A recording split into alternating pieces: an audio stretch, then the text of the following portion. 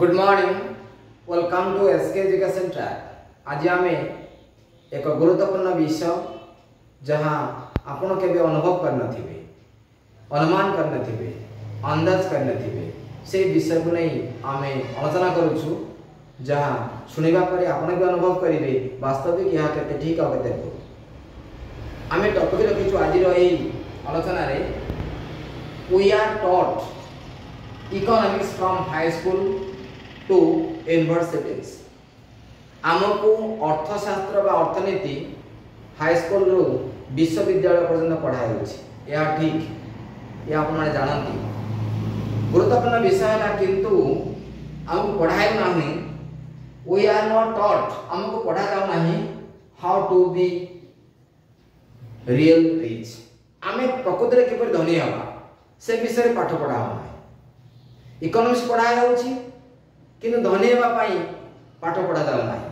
ताले इकोनॉमिक्स पाठ पढ़ेबार उद्देश्य जो रूल्स ता भाउलेशन हेउछि कि नहीं आपण ता अनुभव करबे, या को आपण तर्जमा करिवे, या को आपण चिंतन करिवे।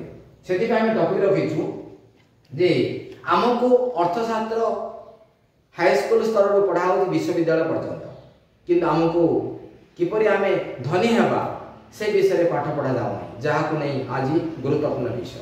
देश विकसित सेतेबेले हबो जेतेबेले प्रकृत जने भारतीय जने नागरिक धनी हबार मानसिकता तैयारी हबो। धनी हबार मानसिकता तैयारी हबा पूर्वरु काम करिवार मानसिकता तैयारी हबा दरकार। जदि आमे टंका पई व्यस्त होछु काम करिवा पई योजना करिवा को पड़िबो। आज अर्थनीति अनेक पढुछंती किंतु देश विकसित हो पार। विकसित होगा अनेक चैलेंज तैयारी होउछि।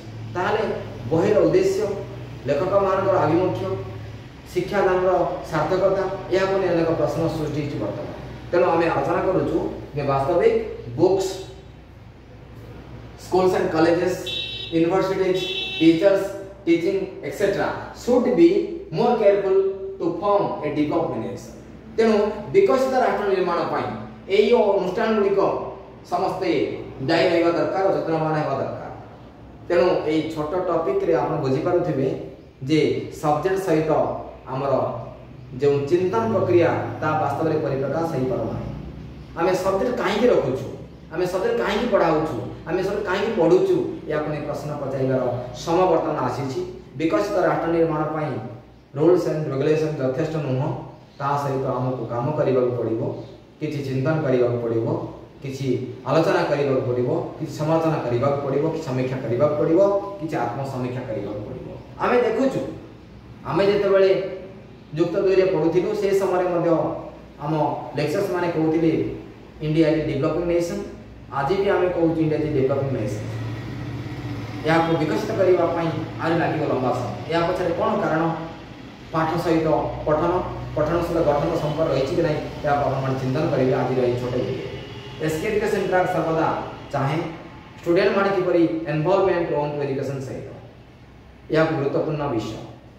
इकोनॉमिक्स जदिव पढ़ा जाउछि विभिन्न स्कूल कॉलेज रे ता पाठ सब नाही।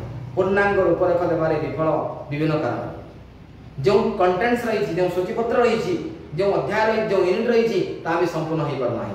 तेणु इकोनॉमिक्स पाठ पढ़ा दिगहरा स्वाभाविक। केवल इकोनॉमिक्स नुहे प्रत्येक विषय आम देखा वर्ष शेष में पूर्णांग रूपरेखा देवा पूर्णांग पाठ को पठन करवा गठन कर विफलता होची विभिन्न अनुष्ठान जहाँ को नहीं अनेक चैलेंज तैयारी हो। बही कहीं तैयारी बही उद्देश्य कौन, टीचिंग कहीं टीचिंग उद्देश्य कौन। जदि आम यही विधेय और उद्देश्य को नहीं रचना करवा ना शिक्षागत योग्यता को नहीं आम केवल धाइबा ताले विफलता को देखा पड़ो। तेणु आज ये टॉपिक आम गोटे रिक्वेस्ट करुचु समस्त भाई भाई मान जे आमको इकोनॉमिक्स पढ़ा जाओ करेक्ट। आमको किपरि धनी होगा पड़ो ता पढ़ा जाओ। ए दुईटी कथा को नहीं आज आलोचना किपरि मतामत देवे।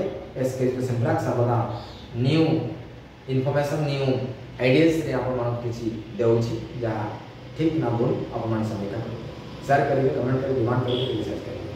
Thanks for watching bye SK education track.